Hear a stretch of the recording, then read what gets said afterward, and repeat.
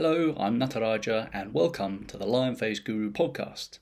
The following is actually an extract from an interview that I had with Amrita Simha over a year ago, where we had a very thorough discussion of the actual mechanics of awakening and how to awaken.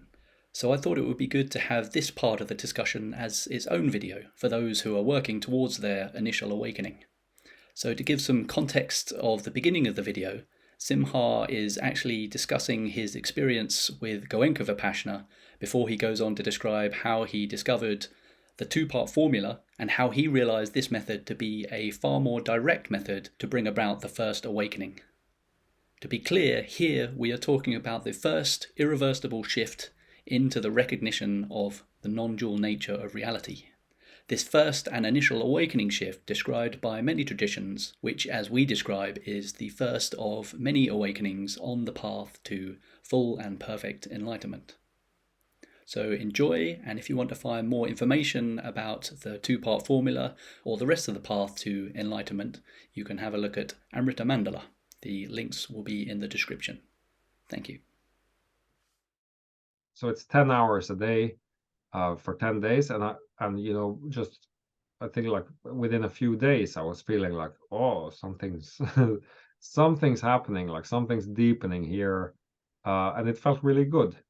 It felt very concrete that, again, I had had experiences with meditation that proved that there was something real about it.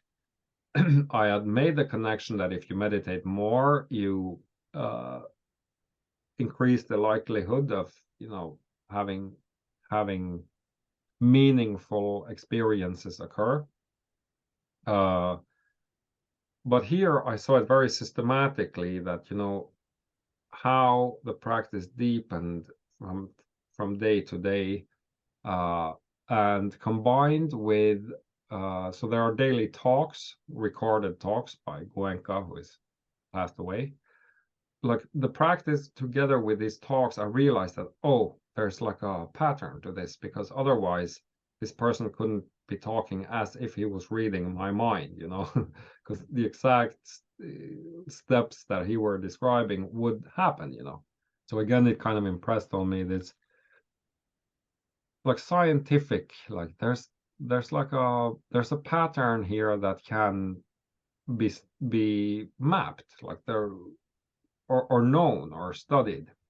And it also gave me it made my practice strong enough to become a daily habit. Like going back to sitting once a day or twice a day from sitting 10 hours a day was very easy. And so it kind of established a daily practice this was late or autumn 2015. And after that, coming back, again, I thought that I had found, like I'm going to devote myself to this. I was planning my next retreat. I was sitting the 1 hour in the morning and 1 hour in the evening that is recommended. But soon again, I started feeling like, is it really like a complete, or like something's not complete, or whatever I was thinking, something along those lines. And so I again started searching for something that would include more aspects than just scanning the body. It didn't feel like scanning the body would lead to everything that was promised or lead to also those spontaneous experiences that I had, like of complete freedom. And it was at this point I really started thinking about, becoming a monk, finding like an ashram in India or somewhere where I could devote all my time to practice. But fortunately, I then found Amrita Mandala. I found the two-part formula in a forum post, so I didn't have to. I didn't have to go to India, because as soon as I saw the post, which included the headline was Awakening is not an accident anymore, immediately caught my interest. Started reading, and it included the full description of the practice, and it just made sense. Like, as I said, I'd listened a lot to Eckhart Tolle. So he was kind of like the one that I had found that spoke the clearest and spoke the most, you could also say, about this awakening phenomena. And so when I read through the two-part formula, I was recognizing, oh, like here's like a structured, this is the basic structure that everybody's talking about. This is that openness. So two-part formula, which is our practice for what we call spiritual awakening or initial awakening. I'll get back to what that means, but the way that it is practiced, it has two steps.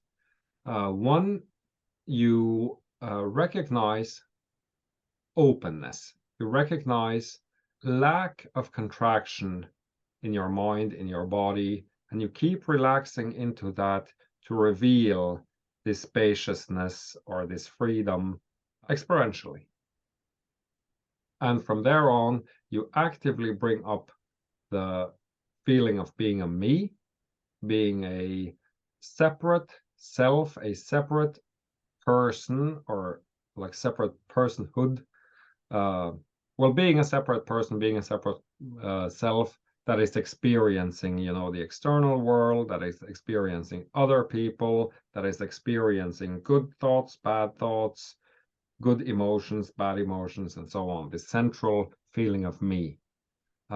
You bring that actively out, and by going back and forth between openness and contraction in a systematic way, you deconstruct that contraction. You allow it to release permanently so that the distinction collapses between the two modes. So I recognized by reading that, oh, like this might actually work. And I was getting this vibe. There was doubt in my mind because I wanted to find it so much that I was kind of hesitant, well, like there was this doubt that it might not work, or if it works, then maybe it wouldn't work for me, and all kinds of thoughts like this that went through my mind. But the foundational feeling was that, okay, so I think I might have found it. And so I contacted then Baba, who had posted the method in that forum, Amrita Baba, who is the founder of Amrita Mandala, who is my teacher, your teacher. I contacted him and scheduled a guidance to awakening, which is the format, which I now know is the format that we use to guide people through the process of investigating the separate self in order to reveal the emptiness of that self, the empty nature of it. And so here, what I mean by self is not personality. It is not thought, it is not emotion, it is not any particular of the phenomena that we experience. But what self means is that this context is this structure that is added to various phenomena that we experience, whether it is this basic feeling of me or whether it is a thought or emotion. There is this structure that kind of attaches itself onto it and makes it solid, makes it appear solid, makes it appear like, for example, this physical body. When we close our eyes, it still feels physical, like it still feels like kind of limited, and it has a certain shape and all of that. And same with this, same with, anger, for example. When we experience anger, it has this contracting power, like it manifests itself as something substantial. This contracting power is what we call self in general. That me being an example of such a self, such a contraction that places itself in the place of direct experience. It's kind of like a filter that we experience reality through. And emptiness means lack of that structure. When we experience ourselves, when we experience our thoughts, when we experience what we call the external world, seeing, hearing, without such a solid structure to it, but as a direct experience, as a direct knowing, you could say. Like, the experience isn't, there's not the thing experienced here, and there is the me here that is experiencing it, but rather it's just this kind of spontaneous experience in itself, without such a me, without such an object, like a solid nature. And that lack of contraction is what we call emptiness, just to clarify that.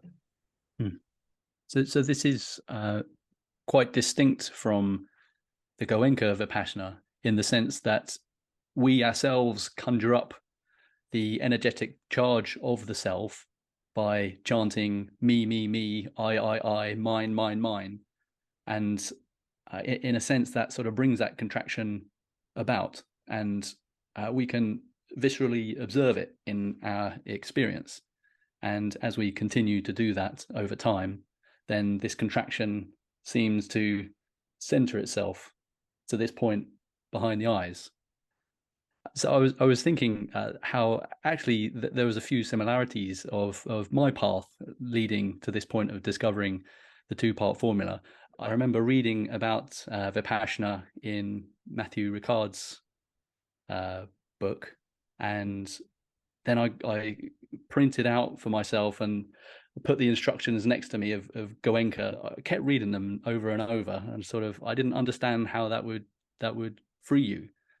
Well, I actually practiced the 6-element practice, which was to observe yourself, observe earth, water, fire, air, space, consciousness, and notice how earth is here, earth is out there, water is here, water is out there, air comes in, air goes out. At which point do you notice that it becomes you, or that it becomes the environment? Very easy to do with heat. We're continuously exchanging heat. The space here, if I move here, well, that space isn't mine anymore. And then consciousness, it's the analogy is like a dewdrop on a leaf.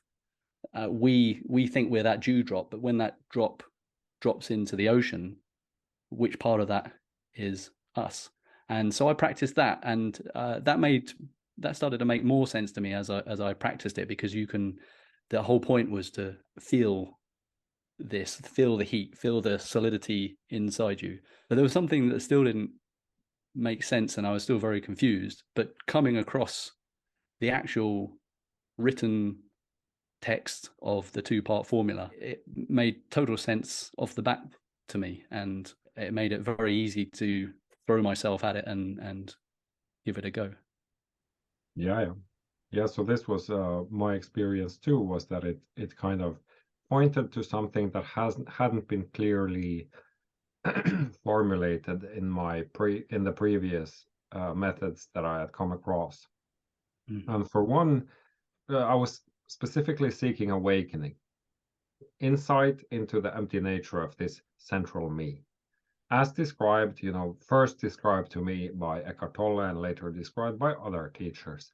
So this, in retrospect, I can see that all the practices I picked up, they didn't address this feeling of me. They weren't really designed to bring about any insight into it.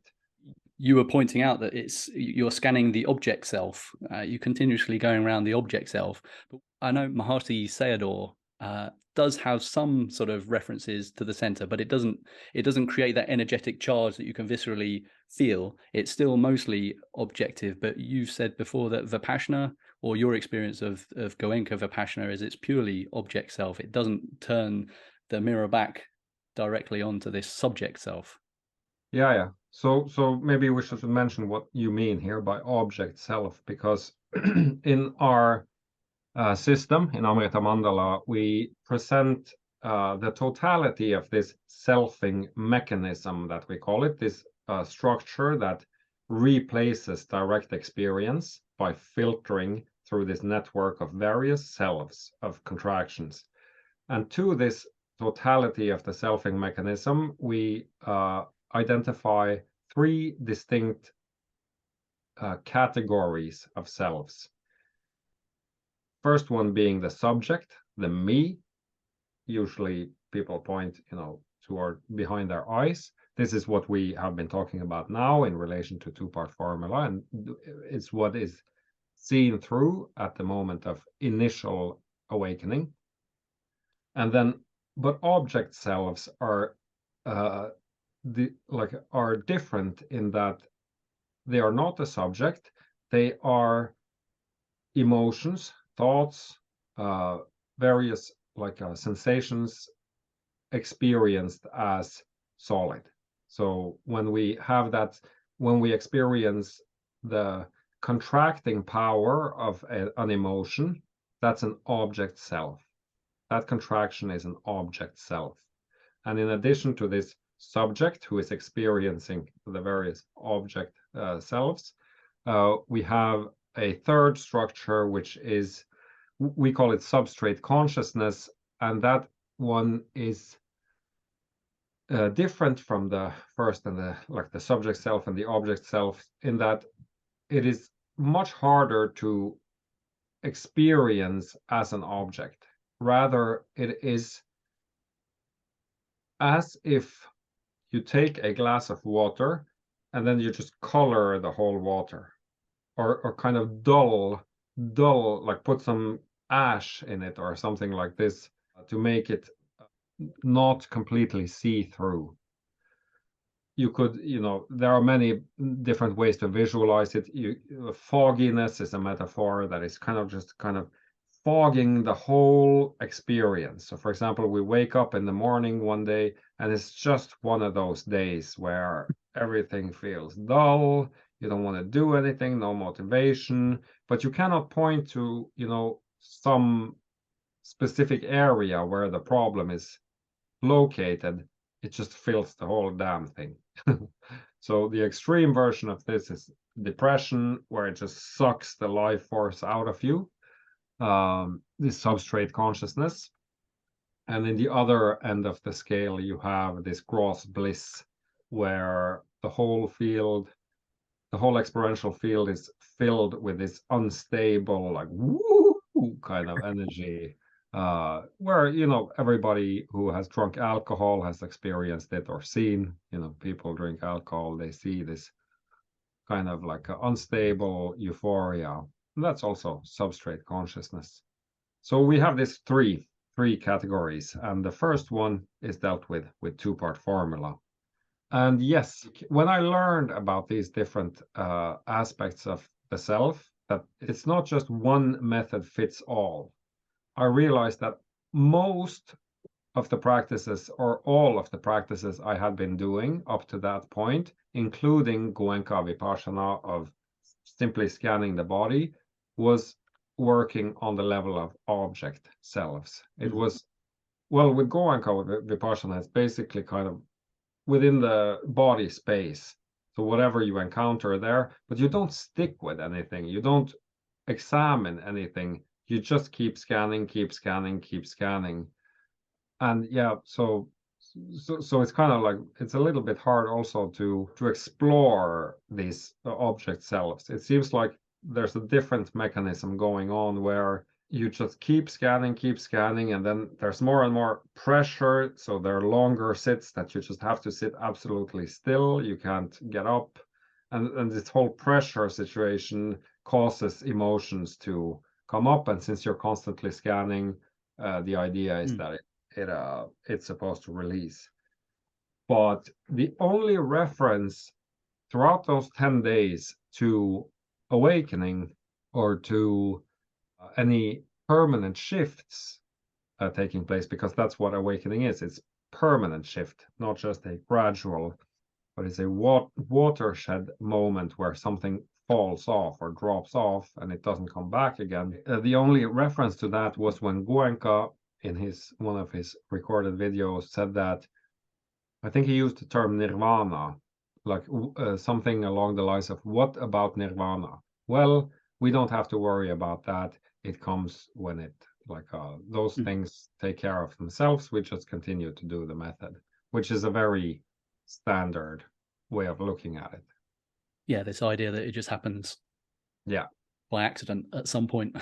Yeah, and which is exactly why the title Awakening is not an accident anymore. Is like, it really coins, or it really highlights an issue in, well, a lot of people's thinking, if not most spiritual teachers. Their thinking is that Mm. this is an accident. You don't have to worry about it. Just leave it. And I remember I went to a Tibetan, it was a retreat at a Tibetan retreat center in the UK, and it was this quite famous Western teacher who was teaching. And uh, at one point, I can't remember exactly how it was brought up, but somebody brought up awakening. And then the answer was, like, as always, you don't have to worry about that. Just keep looking into the mind and it will take care of itself. And so I couldn't help it but to comment on that reply, because this was after I had awakened myself. I had seen that, Mm. oh, well, you can actually, I mean, it's actually quite beneficial to address it directly and not just wait and hope for the best and continue doing something that isn't designed to make it happen. And so I commented, and I got some kind of response that wasn't satisfactory. And so I pushed it further and I said, but the Buddha is always talking about it. So, why shouldn't we? Something along those lines. Like, he seemed to think that it was important. So why aren't we, addressing it properly? To which, the teacher had enough. You could clearly tell that he was kind of getting annoyed, and he was saying, like, hmm, you're very obsessed with this awakening thing, aren't you? Or something, like the fact that you have awakened, kind of hinting towards that it was pride or something like this. So kind of shutting it down in a Mm. way that wasn't completely like, it wasn't savage or anything like this, but it was kind of insincere in a way, like clearly just wanted to end the whole Mm. discussion, felt uncomfortable about it. So it's not that these practices can't lead to awakening at some point. It's just not as precise a tool as they can be, because they're purely focused on the object self. And of course, even Eckhart Tolle himself, he describes in his awakening that he suddenly realized that he was saying to himself that I am useless, I want to die, or something like this. And then he realized there's two of him, and that seemed to take him to this self, or who is this self that's saying that they don't want to live anymore. So we've got people in our sangha who've awakened spontaneously, some who've perhaps awakened by other methods as well. So it's not that it can't happen by these methods, but here we have a precise and tested tool, as it were, that opens you up to this illusion, like witnessing a magician's trick, and first you just believe in this trick, but then the magician shows you how it's done, and the trick doesn't fool you at all anymore. So this is the sense of falling away, perhaps, that you're talking about. Yeah, yeah, in relation to that first, or that subject self, yeah. It's what I'm talking about. And sure, yes, awakening can happen spontaneously. It can happen by accident. That's for sure. People who have never encountered spiritual teachings might awaken. But the opposite side of that is people dedicating their lives to meditation and not awakening. Like 30, 40, 50 years later, they're still Mm-hmm. not hitting it, because there is no guarantee that it will work if you go by accident alone. And the reason why the two-part formula works is that it is a formulation of the very mechanism of what awakening is. Like, whether the awakening is spontaneous, whether some method that is not two-part formula is used, or whether two-part formula is used, when awakening happens, it always happens by the same mechanism. It is always this small contracted me that is seen in the context of this lack of contraction, this openness. And this is what makes this contraction open by itself. That you see that, oh shit, there's something like there's an alternative to this contraction, and you see it very clearly and you experience it, feel it deeply. And this is always the mechanism, whether it's consciously recognized or not. It's the mechanism of awakening. And so the reason why two-part formula works is because it's the most precise, condensed description of those two mechanisms put into practice. So it will work for everyone who applies it properly will awaken by it. Like there's no other way. It's like a mechanical process. And many people kind of react when if I talk, online or wherever about this and mention that it's a mechanical process, it seems that they kind of react to it. I think it's the way I see it, we are kind of, and I was too, conditioned to think of awakening in certain ways. And I think most of it is just ignorance. People are just repeating whatever some other person said about awakening without having first-hand experience with it. That's a lot of it.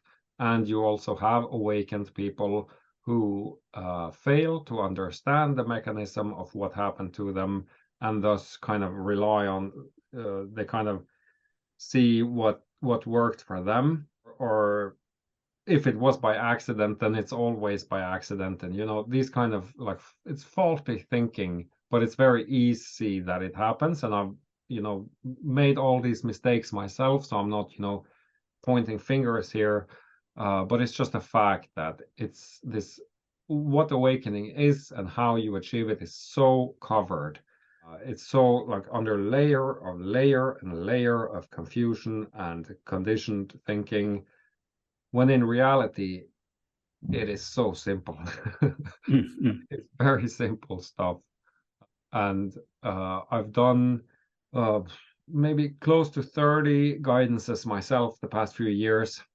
And at this point, it's very easy to see where people are at, because I've seen it before. There's very little new happening once you get past the first 10, 15 guidances. It's very much like a predictable process that is kind of easy to understand. You start as a guide, you start just feeling into the energy of the person where they are at. And of course, should mention that the way that we also verify awakenings in Amrita Mandala is through picture analysis, what we call Bhumi analysis. I'll get back to what Bhumi means, but for now, we simply look into the eyes, or look into the eyes, face, and feel into the energy that is being transmitted from that person. And you use your own body to feel it, kind of relaxing into that, allowing the energy to reach your own mind, and so that you may experience it. And with practice, it becomes easy to pick up the vibe of awakening, whether awakening has happened or not. Sometimes, there are even visual cues, because what we're talking about here is the contraction behind the eyes when it releases. That's also what you feel into when verifying it. But sometimes it's kind of funny, because you see that the whole expression, it almost seems like the eyes are kind of widening and the forehead gets smoother and the mouth is not tight. And it's like this, everything was kind of pulled towards this center behind the eyes, and then it just releases and the face falls back to where it's supposed to be. Yeah. So I wonder, I've seen people caught on this description of mechanical. Perhaps because what we're looking for is that which is not mechanical. Our Buddha nature is this open, natural flow of life, as it were, which is part of the meditation. Any meditation using the two modes that we're describing here, we rest as best we can in this open naturalness, and we're looking for the unnaturalness of the self, this cocoon, as to borrow Shane's description, this cocoon we've created for ourselves of a self which separates us from everything else. It's that's mechanical, and that we can hammer away at, as it were. Yeah, so it's different use of like different kind of metaphorical use of the words mechanical then in the two cases. So I'm just describing that there's a clear pattern. So because, well, the thing is that this openness of mind, the selfless mode, it's not chaotic. It's not like it's just random, like no, like that wouldn't be, that's not it. That's not the opposite to rigidness. It's not complete chaos. I would say the feeling of when you recognize it is that things fall in order. So it's not like, it's quite opposite of chaos. It's very simple, ordinary, but orderly, also sober. But yeah, I know that this is like a common, it's a common, I would say, misunderstanding that everyone's path is completely different. And it's just, there are no patterns to anything like internal, like subjective experiences are just completely random.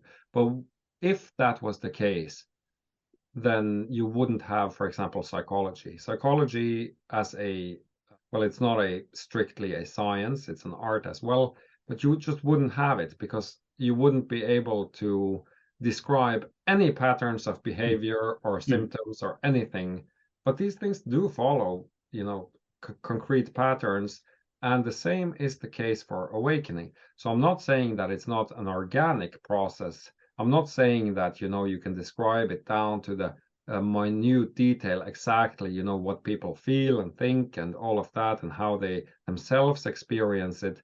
But the awakening event and the principles that bring it about are very ordered, very, like, you can formulate them.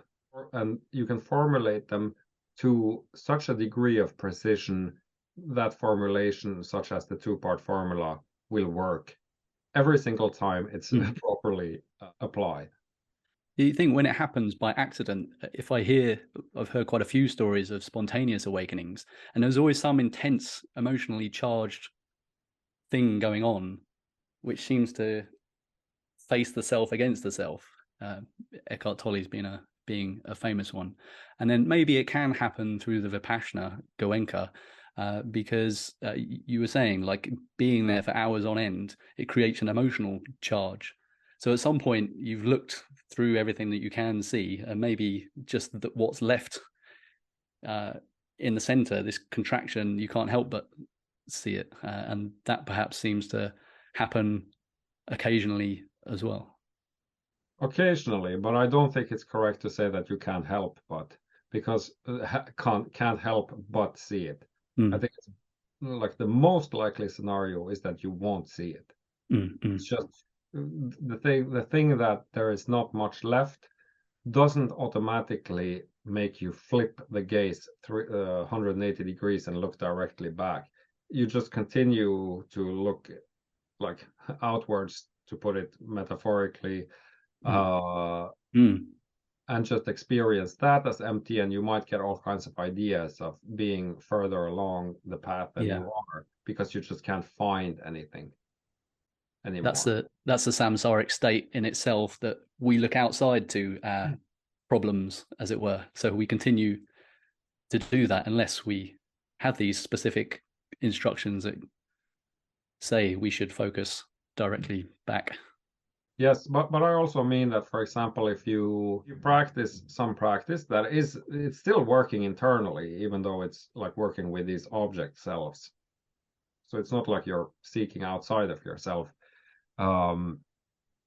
But if you practice that for a while, you might come to a state where things seem very calm, seem like, and if you're practicing also, shamatha, like calming meditations, these two together, it might create instances where you feel like things are very smooth and very open, and like you're very, like you feel like a Buddha, when in fact you haven't really, like you haven't deconstructed anything permanently. You haven't weeded out the root of the structure, the I, the root of the problem. And because you haven't rooted out the root, you can't get to the rest of it. Because here's an important thing, is that in order for any subsequent awakenings into the emptiness of, say, the object selves, and subsequent awakenings into the emptiness of substrate consciousness, so deconstruction of the whole selfing mechanism, for those subsequent awakenings to take place, you need the first awakening. Like, there's just no way you can jump over the first awakening and go straight to the second, third, fourth. And so this is part of our path map that I'm describing here, that we speak of many awakenings, primarily then are concerned with these three categories of selfing. And this path map of ours it revolves around 13 energy centers in our energy body. So if we can speak of a physical body, and then we can speak of energy bodies, which are not physical. We can see them as we see the physical body, but we can learn to feel into them. And just like with, I was saying, with awakening, there are patterns, there is a structure to this, and we can learn to feel into that structure. And while in various traditions, this structure is represented a little bit differently. So, in some you speak of this and that many chakras in the body, or that many channels that connects these energy centers, the chakras, while there are these superficial differences in the relative representation of the energy body, the energy body itself is the same for all beings. That structure that we can reveal. It's just we use a model to get to that experience, and that model might vary a little bit. It also depends, what is the basis of the model. For example, if we have stages of the path, one way to map that out is to write descriptions for each stage. And those methods, or those path maps that are based on descriptions, vary a lot. So they're talking about the same stages, but just like any author or any two authors wouldn't write the exact same book, they formulate themselves very differently, because we're on a relative level here. But the way that the 13 Bhumi model, which is the name of our path map, that is based on 13 energy centers that are merely pointed out. So they're put into a model. Like, for example, right behind the eyes is the first Bhumi. So we can point to that. We can put it into a model, a visual representation, print it on paper. Above that, like about a centimeter, is the next one. And so it follows up here from first to the top of the skull, the sixth Bhumi. Those are the first 6 Bhumis, first 6 grounds, which is the literal translation of Bhumi. Ground as in foundational, like the ground, the earth, meaning that once we have opened new ground, we are standing steadily there. It's a permanent shift. So 6 Bhumis from behind the eyes to the top of the skull, and then above the head, 4 more Bhumis that are associated with these layers that I talked about, this fogginess, substrate consciousness. And above there again, there are 3 more Bhumis that are always perfectly clear, that are related to the qualities of our true nature. So first one, related to subject self. Second to sixth, related to more gross emotions, object selves. And four above there, related to substrate consciousness, subtle mind states. And then finally, when we pierce through the whole pillar, we get to the enlightened qualities of our own mind in the 11th, 12th, and 13th centers. And so we can visualize them as centers, we can feel them as centers, but we can also, feel them as layers of this selfing mechanism. And when we open the first one, when we awaken, have an initial awakening, we hollow out the center of the whole structure. And so this reveals this empty space in the middle of it. We might have had glimpses of emptiness before, temporary glimpses, but now it's like in the middle of this structure, in the middle of our own experience, we have permanent access to this incomplete but permanent openness. And this allows us then to deconstruct the layer, next layer, next layer, next layer, next layer.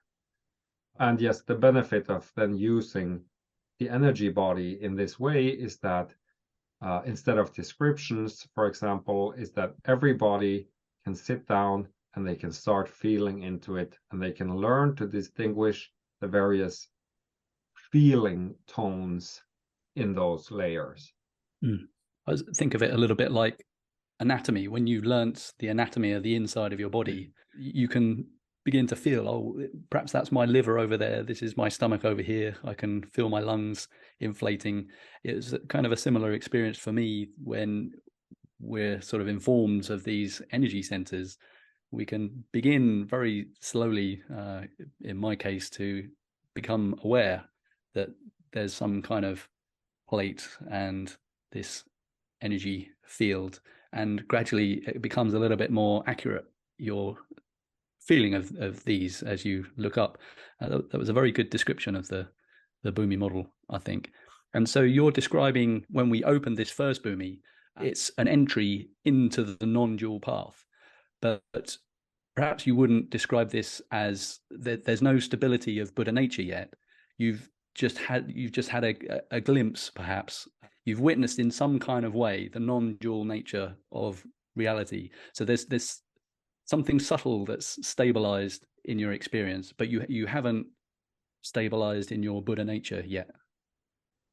Yeah, exactly. So I can go back to then my own awakening. So I mentioned that I went through the guidance with Baba, where like the structure of the guidance is that, well, when I did it, me as the one being guided, was to apply the two-part formula daily, at least twice, 30 minutes twice a day, alternating between the two modes, and then kind of like reporting back my own discoveries, my own observations to Baba the guide.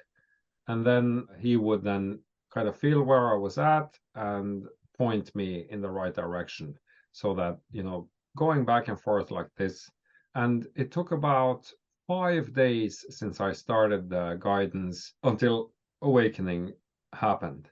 And the way that it happened, it's kind of funny, because I was an addict at the time. I was smoking weed, I was drinking alcohol, but I had kind of decided that, okay, I'm going to take this seriously. I'm going to stay away from everything while I do this guidance. And I managed to do that from the Monday to the Friday. But on Friday, I did smoke some weed. And then I figured, okay, fuck, now I can't process, now I screwed up. And then I thought, well, I can still, maybe it doesn't interfere, And so I sat down, and it very soon happened that I felt the tension. At this point, it wasn't just a tension, but it was a radiating ball, like energetic ball, this self. So I felt it very clearly. I was able to go deep into it, to the point where it kind of like I was sucked into it. There were some other energetics, like uh, stuff going up, but this main thing was that I was kind of sucked into this point behind the eyes. I remember also at one point it went above the head, and then after this one pointedness that maybe lasted for a minute or so, it kind of just shattered, like the center behind the eyes just exploded again, or shattered like glass. And so I kind of like, okay, that was energetic, like something like that was interesting. But I didn't notice anything until I got up, went to the toilet, and as I was standing there, I noticed that, there's something very subtly different here. Like the sound, uh, the sound of the urine hitting the water was different.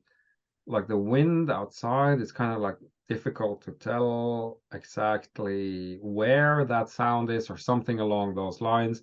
And I realized that, oh, okay, so I have no idea then where this awareness, there's no central point or central origin of awareness anymore. But this initial clarity, so it was very much open, but this initial clarity faded as the remaining parts of the selfing mechanism became more evident. So you have to keep in mind that this whole network of object selves and subtle mind states, it can be so dense that even if you kind of just remove this tiny contraction in the center, it's not like you have permanent access to the totality of what the non-dual state is. You see the emptiness of I, but you don't see the emptiness of your entire mind, which is non-dual. Like that's non-duality is when all of these structures are released. So it's a very incomplete awakening, even though it's like mandatory for further awakenings to happen. So this is why I say that you open the non-dual path, but it's not like you establish non-duality. It's not stable at all. And in fact, Hakuin, Zen Master Hakuin said something along the lines of like Wild Ivy is his autobiography. He opens it by saying something along the lines of, even though you open the path of non-duality, meaning awakening, unless you have the mind of enlightenment, bodhicitta or heart mind of enlightenment, care for all beings, if you don't have the mind of enlightenment, you will still sink back into the paths of evil or sink back into the paths of evil or something like this. And so it's much more subtle than perhaps, what figures like Eckhart Tolle, the way that they speak of it. It's true, everything they say, but it's not usually that comprehensive. It's not like it's that clear all the time that you're just free of all like your habitual ways. Not at all. In my experience, most of it was there still. And it was quite a surprise after a few days when I had this kind of honeymoon clarity period. And after a few days, it kind of started going back. So it didn't fully close up, but it wasn't as clear as it was. And I started feeling like, okay, so I still have these addictions going on. I still have these habitual thinking patterns, and everything was still intact except for that center point, which then made all the difference. So this is entry into the non-dual path is how we're describing it here, but would you also describe it as it's entry into the tantric path, as in it makes the tantric path possible after awakening? I think that one might be able to, well, I know that people can sense energies without being awakened, but like if the purpose is to realize our innate potential, realize the nature of our minds completely, which is the goal of Tantra, then yeah, the starting point is emptiness into the nature of me. That's the starting point of Tantra as well. It's the starting point of any practice that leads to non-dual, like a non-dual realization. Because this is when it goes beyond the philosophy now. It's not an abstract idea, but we have some visceral sense in reality, in our own direct experience of this non-dual nature.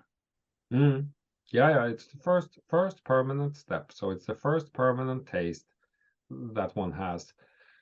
I remember that before awakening, as I've already said, I had these experiences where my mind just seemed to drop off temporarily. Like later, I learned to call them cessations, or I learned that they are a thing. Other people experience them too, and they are called cessations, meaning that cessation, meaning that there's a temporal kind of complete dropping off of the mind, so that for the duration of the cessation, you're actually experiencing your own Buddhahood. But it's not realizing Buddhahood, but it's like a temporal experience of it. But those don't have the same effect. Those temporal experiences, they do not have, like they can be highly motivating, and they have their own value, and like a path wouldn't be complete without them, to put it like that. But it's the permanent, like temporal experiences cannot be a goal, but permanent realization can and should be the goal of practice, because it is the goal. It is the whole purpose of the practice, is to permanently, reveal the final realization that is completely non-dual on the level of the mind and on the level of the body.